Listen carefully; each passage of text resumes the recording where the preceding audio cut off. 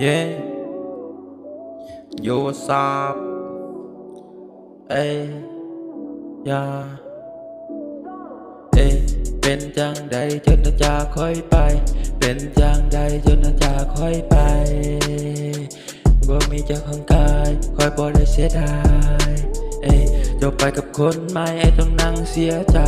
เจ้าไปกับคนใหม่ไอ้นั่งเสียใจเจ้าไปกับใครเจ้าคือบ่ใช่ใจ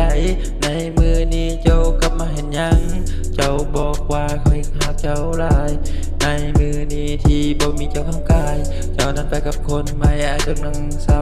เจ้าไปกับคนใหม่ไอ้ต้องนั่งเศร้าเจ้าไปกับเขาไอ้ต้องนั่งเศร้าไอ้ต้องนั่งเศร้าเจ้านั้นไปกับเขาไปกับเขาต้องนั่งกินเหล้าอย่าเป็นดังใดจนนั้นหากับเขาไอ้มีความสุขอยู่เด้อ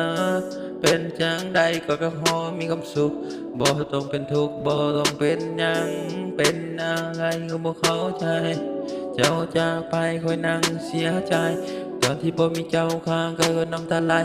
ในคืนนี้เจ้าจะคอยไปเป็นจังใดความหักใหม่ไหมเป็นจังใดความหักใหม่ไหมดีกว่าคอยหรือบ่คอยอยู่ข้ามเจ้าแต่คอยบ่อยากง้อเจ้าก็ไปกับคนใหม่ไอ้ต้องนั่งเศร้าเจ้าไปกับคนใหม่ไอ้ต้องนั่งกินเหล้าไอ้บ่มีไผไอ้บ่มีเจ้าคอยบ่มีเจ้าเอ้ยไอ้มีสิ่งอยู่เจ้าคงบ่ฮู้ว่าก็คิดฮอดเจ้าอยู่ดีดอยู่ไอ้ฮักเจ้าอยู่เจ้าคงบ่ฮู้ yeah ที่ผ่านมามันบ่มีความหมายไอ้คงขอจากไปเป็นจังใดความหักใหม่ๆมีความสุขหรือบ่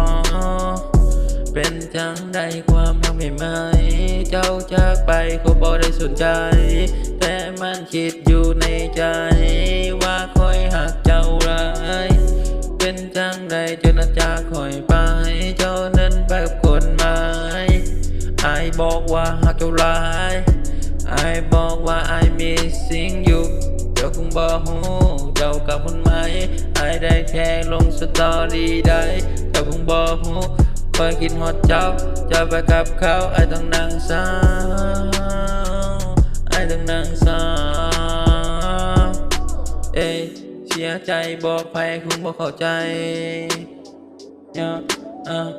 เสียใจไปบอกว่าเข้าใจเอ้ยหักกันมีความฝันสร้างครอบครัวไปนำกันความฝันมันบ่มีอีกแล้วเพราะมันจบลงแล้วคำว่าสองเฮา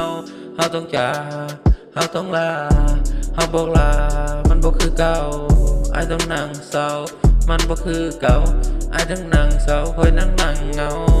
เจ้าไปกับเขาไอ้ต้องนั่งเศร้าเจ้าไปกับคนใหม่ไอ้ต้องนั่งกินเหล้า